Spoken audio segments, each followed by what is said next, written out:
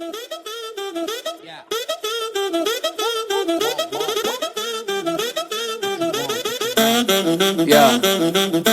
너의 come never sleep on me. Eyes on my chain 숙여 너의 go get it what you're looking at fool. 너의 눈 허리 멍청했고 find your comfort from another yeah. I go low like undercover yeah. Wanna know my name 죽지 않은 일은 위에 부어버려 기름 yes. You can even guess me cause I'm baby. Hello everybody, welcome to One Drink, a podcast where we talk about one topic for one drink. I'm Matthew. And I'm Oliver. And this is our Medal of Honor show. Yeah. One of our favorites. Yep. Back in the day, we just decided to make this its own show. Yeah. Because it was after we did like a full show on Medal of Honor stories, and we were like, man, we gotta do these. It's just every week. Because every story, you know, we think it's gonna. Every time you think you've heard it, every scenario, a new one comes about, and you're like, holy crap! And they're all just amazing. Yeah. They're sensational stories about just extreme courage and bravery, and it's I love it. All right, so this one, a war on terrorism, Afghanistan, U.S. Army, Kyle J. White. So this is a more recent war, well, 2007, right? But different from recent times, World War I, World War II, and all the Vietnam and all that. November 9, 2007, Specialist White and his comrades were returning to Bella Outpost from Shura with Aranis village elders. As the soldiers traveled a narrow path surrounded by mountainous, rocky terrain. Yeah, because over there... There's pretty sure there's a docuseries that got made about this. Oh, really? Yeah. Because as you're reading that, it sounds really familiar to me. Yeah? I'm pretty sure they made... on that show, I think it's on that Medal of Honor show. I think this is one of them. I gotta watch it. But over there, it was all mountains. Oh yeah, and it was, dude, they were stuck in shitty positions. Easy targets. Oh yeah, you know, the bottom of ravines and shit. Yeah, like you can't be in a worse spot. Right. They were ambushed by enemy forces from elevated positions. Pinned against the steep mountain face, Specialist White and his fellow soldiers were completely exposed to enemy fire. Specialist returned fire and was briefly knocked unconscious when a rocket-propelled grenade impacted near him. When he regained consciousness, another round impacted near him, embedding small pieces of shrapnel in his face.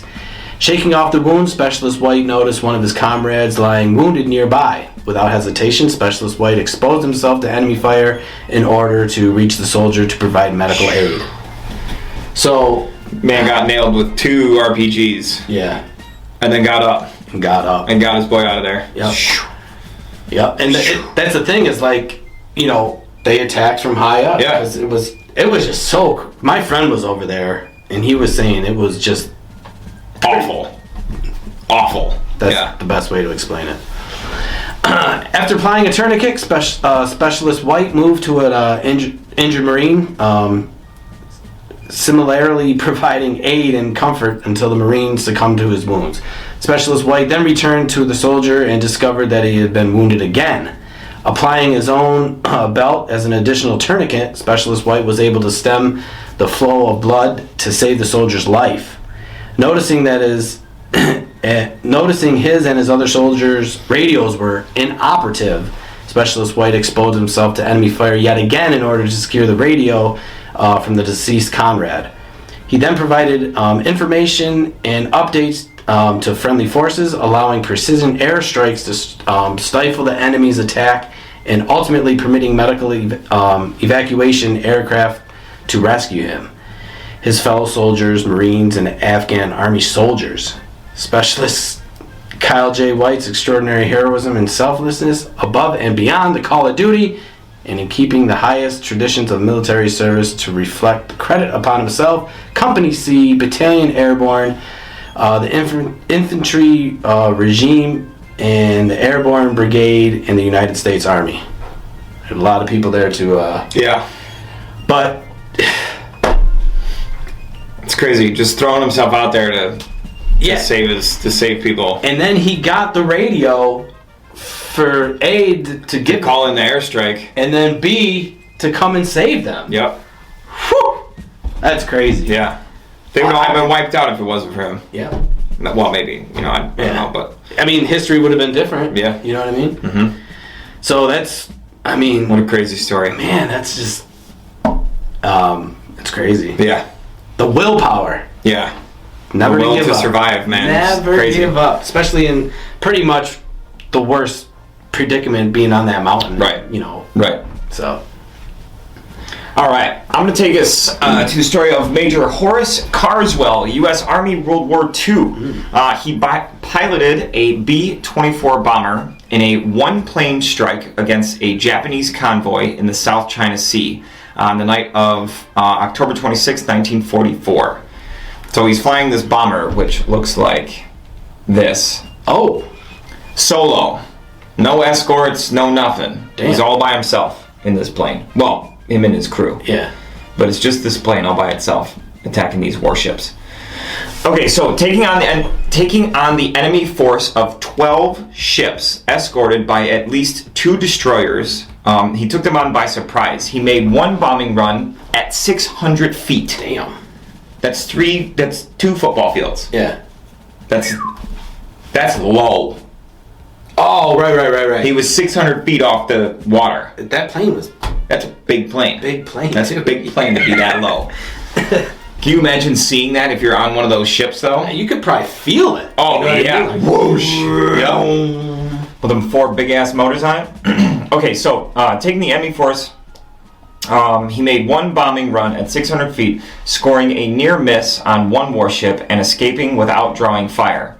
He circled, and fully realizing that the convoy was thoroughly alerted and would meet his next attack with a barrage of anti-aircraft fire, he began a second low-level run, which culminated in 2 direct hits on a large tanker.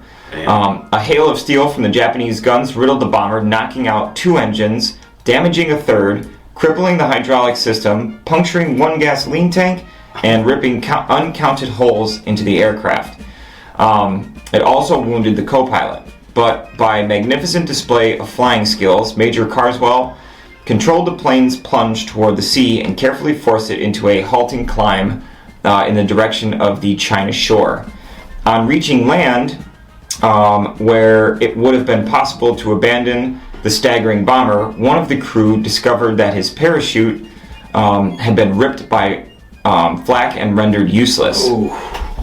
The pilot, hoping to cross mountainous terrain and reach a base, continued onward until the 3rd engine failed.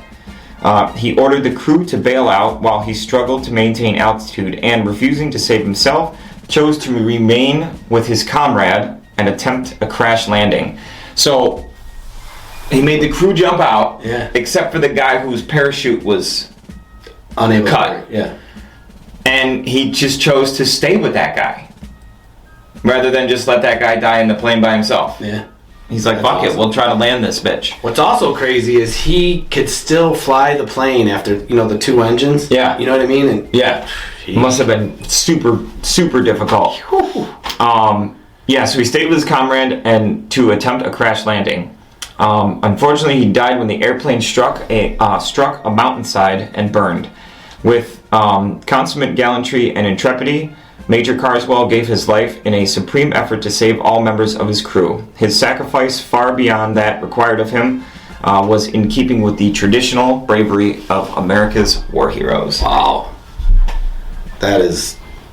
that's a scenario I haven't heard yet. Yeah, dude. And how often do you hear of a single bomber making a run like that? You know what I mean? Like, usually they're escorted by, like, fighter planes. Yep. You know what I mean? To help fend off attack from the bombers. And he just went... And he nailed, got 2 direct hits. But flying that bitch 600 feet off the ground, it's a big plane. Whew. B-24. Damn. It's crazy. I like it. Yeah. It's nuts, man. But 2 good stories again each week. Well, I got plenty more, that's for sure. But yeah, I mean, that scenario, I think I did a couple, like 1 or 2 other piloting ones, but not many. There's not many that pop up. But I don't think we've gone over one yet where someone was like in a bomber. Right. You know what I mean? And let alone, he's just like, I'm not gonna let him go by himself. Yeah. Which is the ultimate, that's a hero. Right? Oh man, and like imagine how that other guy felt. You know what I mean? That must have been a crazy thing to feel, like knowing that. I mean, he probably felt bad because he didn't want the pilot to die too, but just like knowing that, like, okay, maybe I won't die alone. Yeah. You know what I mean? Like that's got to be because nobody wants to die alone. No, you know what I mean? no. Especially in a plane that's on fire. Yeah, it's just got to be like almost like everything's happening quick. But Yeah. also at the same time, you're like, wow. Yep. Thank you. Yes. You know what I mean? Exactly. Thank you. Yeah. It's crazy. Good stories. Yep. Good stories. Yep. But anyways, guys, don't forget you can check out all of these Medal of Honor stories on both our Facebook and YouTube page at One Drink Podcast. Don't forget to click the sub button, hit that bell notification to be the first one's notified when our new episodes hit. Yeah. And just share with one person. It's just one person. That's all we ask. That's it. Yeah. But anyways, until next week, guys. See ya. Cheers. Hell yeah. See ya. Dude, we're so good at this.